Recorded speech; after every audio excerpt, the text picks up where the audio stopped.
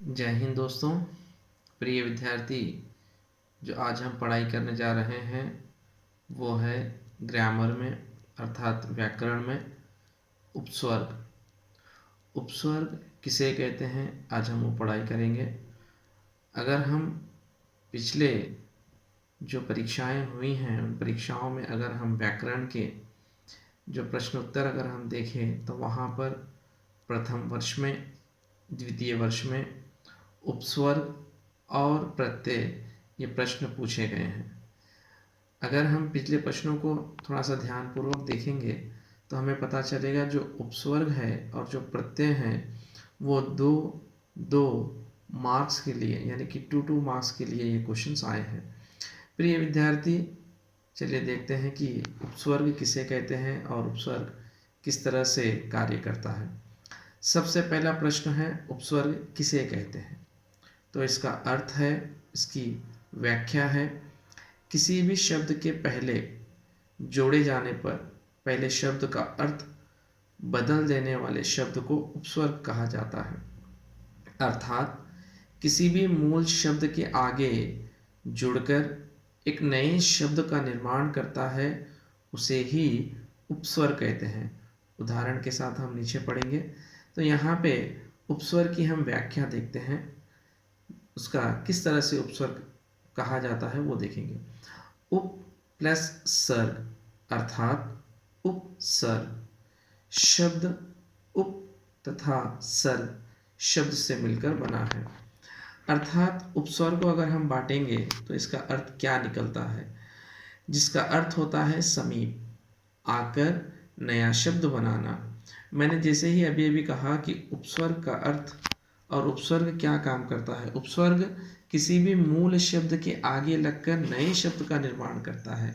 तो ठीक यहाँ पे यही कह रहे हैं, जो शब्दांश शब्द की शुरुआत में जुड़कर उनके अर्थ के कुछ विशेषता लाता है उन शब्दों को उपस्वर्ग कहा जाता है। जैसे उदाहरण के लिए, जैसे हार।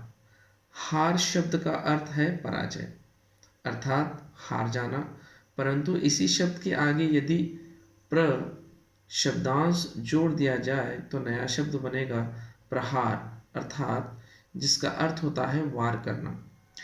विद्यार्थी, यहाँ पे एक शब्द है हार। हार का मतलब होता है पराजय। सीधी सीधी बात समझ में आ रही है कि हार है। अगर इसी के आगे हम प्र अर्थात प और र की मात्रा जोड़ दें तो उसके अंदर एक नया शब्द बनेगा प्रहार, और प्रहार का अर्थ ही बदल जाएगा वार करना अर्थात किसी पे हमला करना। जैसे यहाँ पे और एक है, हार में आ शब्दांश जोड़ दिया जाए तो नया शब्द बन जाएगा आहार, जिसका मतलब होता है भोजन। हार, जैसे मैंने अभी कहा, हार का अर्थ होता है पराजय, लेकिन हार के अगर आगे एक नया शब्द अगर हम जोड़ दें तो वो नया शब्द का निर्माण करता है और नया शब्द का निर्माण करके उसके पूरे अर्थ को बदलता है। जैसे आ प्लस हार इज इक्वल टू आहार। आहार का मतलब होता है भोजन। चलिए कुछ उदाहरण है वो भी देख लेते हैं। सबसे पहले उदाहरण है प्रत्यर्पण। प्रत्यर्पण यहाँ पे किस तरह से लिखा जाता है, प्रति प्लस अर्पण, प्रत्यर्पण। तो देखिएगा प्रत्यर्पण के अंदर जो यह है वहाँ पे अ का उच्चारण है, इसीलिए यहाँ पे प्रत्यर्पण आया है। दूसरा है अभिमान, अभि प्लस मान अभिमान। तीसरा है दुर प्लस आचार, इसका अर्थ है यहाँ पे दुराचार, यानी कि यहाँ पे अगर हम जब लिखेंगे तो रा के अंदर जो आ की मात्रा है इसीलिए हमें पे दुराचार आएगा। उसके बाद में विहार, वी प्लस हार विहार। उसके बाद है नी प्लस योग नियोग। उसके बाद है व्याकरण। व्याकरण के अंदर वी प्लस आ प्लस कर्ण व्याकरण। तो इस तरह से नए शब्द जुड़ रहे हैं। उसके बाद है अनाचार, अन प्लस आ प्लस चार अनाचार। उसके बाद में है सदाचार, सत्य प्लस आ प्लस चार सदाचार।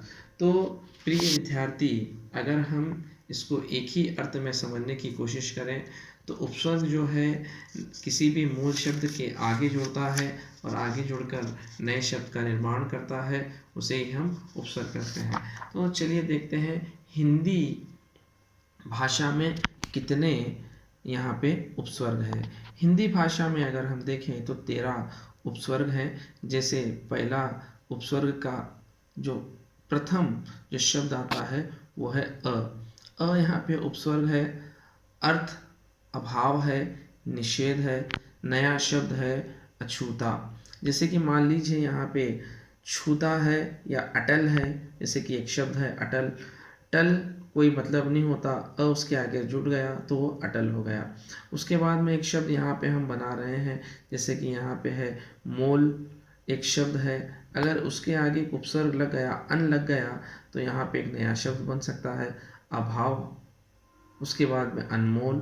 इस तरह से क है, क के आगे अगर हम जोड़ें कपूत, कचोल, कु है, कु के बाद बुरा है, कुचाल है।